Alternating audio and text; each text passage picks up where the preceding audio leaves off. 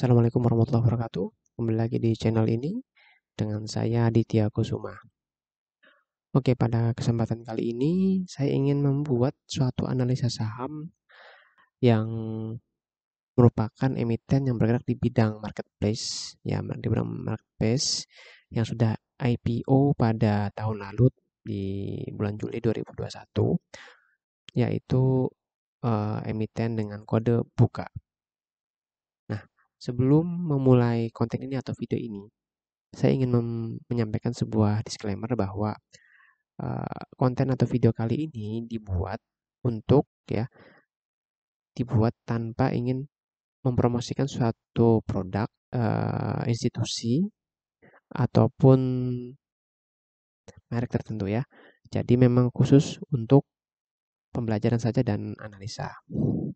Nah, mungkin teman-teman pada tahu ya, apa itu Bukalapak. Nah, Bukalapak itu merupakan satu unicorn di Indonesia, perusahaan unicorn yang memang di bidang marketplace, di mana Bukalapak ini udah IPO pada tahun lalu dan IPO-nya salah satu yang paling sukses sepanjang sejarah Bursa Efek Indonesia. Nah, sepanjang 1 tahun itu saya ada mencatat beberapa hal yang mungkin menarik dan bisa disimak ya.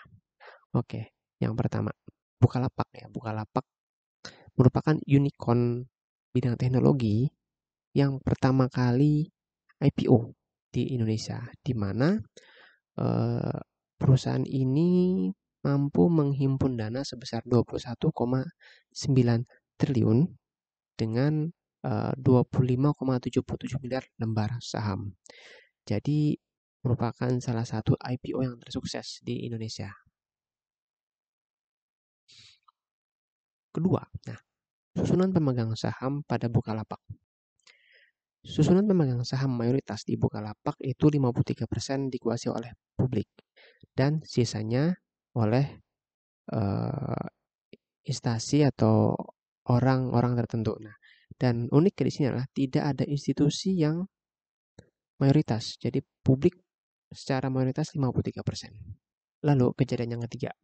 Nah, tidak lama setelah Bukalapak ini IPO, sang direktur utama yaitu Bapak Rahmat Kaimuddin mengundurkan diri dengan alasan ingin bergabung dengan tim Pak Luhut Binsar Panjaitan. Nah, sekarang untuk Bukalapak sendiri dipimpin oleh Bapak Wilik Salim, di mana sebelumnya beliau menjabat sebagai COO Bukalapak. Dan Pak Wilik Salim ini bukan orang baru, karena memang udah lama di Bukalapak, yaitu sejak tahun 2016. Buat teman-teman yang mengikuti berita, pasti tahu dong bagaimana euforianya Buka pada saat IPO ya. Jadi pada saat itu harganya sempat melambung tinggi sebesar 1.100 dan sekarang udah drop banget 70%, sekarang di kisaran 290 sampai 300 ya untuk harga sahamnya. Jadi emiten Buka ini mengakuisisi BBHI atau yang lebih dikenal dengan Alobank. Nah, Alobank ini merupakan salah satu dari grupnya Khairul Tanjung ya. Diakuisisi untuk menambah ekosistem keuangan, mungkin itu akan jadi bagus banget, jadi memperlengkap Bukalapak. Dan sepertinya sih memang sudah ada kerjasama dengan pihak Khairul Tanjung juga, cuman dalam bentuk seperti apa, bagaimana masih saya belum mendapatkan info sampai sekarang.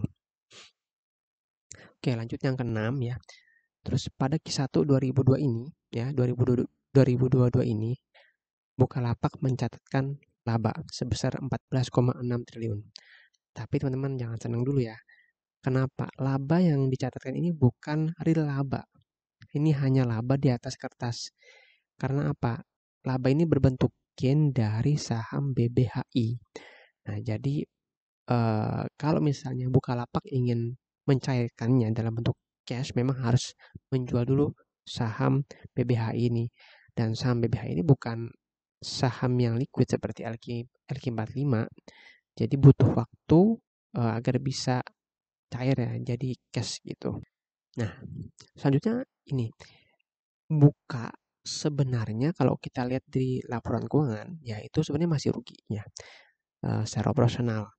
Nah, dan seterusnya sepertinya masih merugi juga.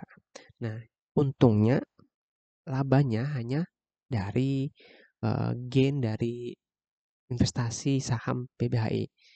Dan Bukalapak masih punya sekitar 19T lagi uangnya, uang cash ini.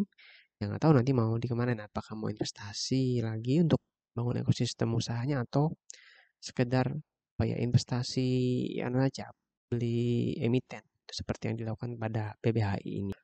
Dari fakta-fakta yang sudah saya sampaikan tadi ya, ada beberapa pertanyaan yang muncul di benak saya. Pertama ya, kenapa sih kok harga saham Buka ini turun banget gitu? Sempat menyentuh 1100, drop menjadi 2009, jadi 290. Ini bisa kita cek di Yahoo Finance, saya ambil datanya di Yahoo Finance. Jadi sempat tinggi banget lalu drop turun banget ya 70%. Nah, kalau kita lihat atau kita coba hitung dengan rasio PBV ya, PBV, Price Book Value, maka memang sebenarnya pada saat itu harga saham Buka ini memang terlampau tinggi. Terlampau tinggi. Jadi sekarang sudah memang udah pada tempatnya dan apa namanya? Ya, sudah pada tempatnya dalam artian memang tidak terlampau mahal lagi ya. Sudah nggak mahal lagi untuk sahamnya. Oke, lanjut teman-teman. Berikut ada data yang sudah saya olah dari laporan keuangan Q3 2021 sampai Q1 2002. Jadi ada 5 rasio dari sejak Q3 sampai dengan Q1 tahun ini ya. Oke, lalu pertanyaan kedua ya. Apakah sudah saatnya kita untuk membeli saham Buka? Nah, kalau dilihat dari rasio yang ada ya, seperti PBV, price book value, itu 0,75. Lalu PER atau price earning ratio itu 0,49. Bisa dikatakan bahwa saham Buka ini udah murah ya. Udah murah di bawah 1 ya tentunya.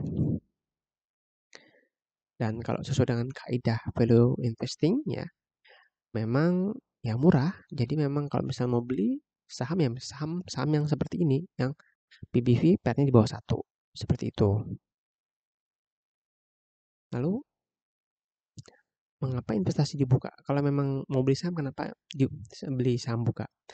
Baik, yang pertama kita lihat rasio ROE-nya. Ya. Nah, ROE pada Q1 ini mencapai 153% dibandingkan dengan periode-periode sebelumnya sempat minus. Ya, kenapa bisa sampai 153 ya? Karena tadi ada gain yang dari saham BBHI ini kan. Nah, ROE ini menunjukkan bahwa dari modal itu bisa dari modal perusahaan ini bisa memberikan return kepada pemegang saham ya. Kalau yang saya tahu ya, semisal ROE sebuah perusahaan itu bisa di atas dari suku bunga deposito, maka itu dikatakan masih menguntungkan dan itu kita masih bisa berinvestasi pada perusahaan tersebut ya. Jangankan segitu, ini udah 153%. Ya, untung-untung bisa dapat di atas 10%. Ini ada 153% ya untuk ROE-nya. Lain ROE yang atau return on equity yang cukup wow banget ya rasionya. Kita masih ada lagi namanya debt equity ratio atau DER ya. Kalau dilihat dari data sejak Q3, DER-nya juga lumayan kecil banget ya. Jadi perusahaan ini bisa dibilang tidak bergantung pada hutang untuk menjalankan usahanya. The pure benar-benar dari modal sendiri. Nah, itu. Lanjut, kita lihat ke rasio earning per share atau EPS ya. Di sini per Q1 2022 EPS-nya sudah positif. Artinya apa? Perusahaan sudah mencetak laba. Jadi laba ini bisa dibagikan kepada pemegang saham ya. Nah, selanjutnya kalau ngelihat dari sepak terjang Bukalapak ya, apakah Bukalapak ini nanti akan tetap menjadi sebagai perusahaan marketplace atau nanti berubah menjadi sebuah perusahaan investasi? Saya nggak tahu ya, nanti seiring dengan waktu berjalan itu pasti bisa terjawab. Tapi kalau dilihat dari data yang ada, Bukalapak membeli saham BBHI ini, emiten BBHI ini, dan sudah mendapatkan gain atau keuntungan dari investasi yang mereka lakukan ya. Kalau misalnya Bukalapak membeli sebagian saham BBHI ini untuk menambah ekosistem keuangan Bukalapak, mungkin ingin mengejar ketertinggalan seperti pesaing-pesaingnya, karena Bukalapak ini kan dia pemegang market share 7% dari marketplace di Indonesia. Sisanya merek-merek lain seperti Tokped, Shopee, Lazada, ya kan. Dimana pemain lain itu dia punya ekosistem keuangan tersendiri. Semisal ya, saya ambil contoh Tokopedia dengan OVO-nya, Shopee dengan Shopee Pay-nya. Apakah nih saat yang tepat untuk berinvestasi di Buka?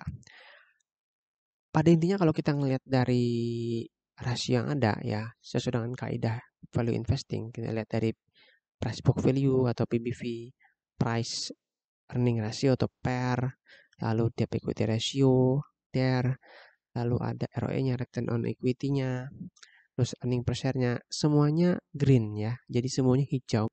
Kalau kita ngelihat dari rasio PBV, PER, DER, EPS, ROI, 5 tadi ya, semuanya dalam keadaan green, alias kita bisa masuk dan mulai membeli saham Buka ini.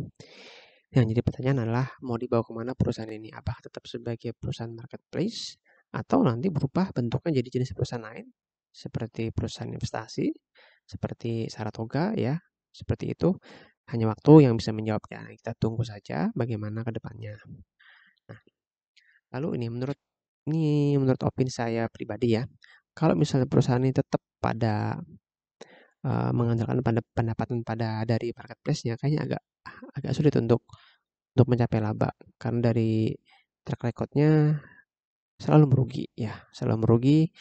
Kalaupun untung mungkin butuh waktu yang masih agak lama gitu.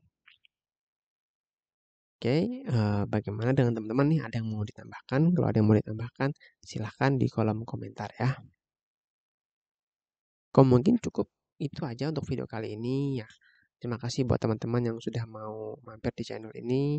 Semoga bermanfaat. Kalau misalnya ada yang kurang, mohon maaf. Kalau ada kata-kata yang kurang berkenan, mohon maaf. Jangan lupa like, komen, dan subscribe channel ini. Terima kasih sudah mau menonton. Assalamualaikum warahmatullahi wabarakatuh.